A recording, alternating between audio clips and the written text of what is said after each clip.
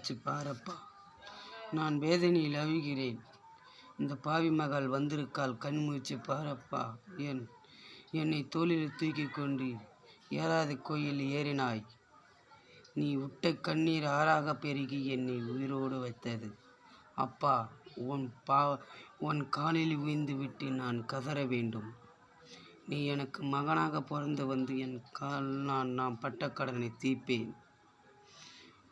உன்னை போல் யாரும் இல்லை அப்பா. நீதான் என் ஆசாப்பா.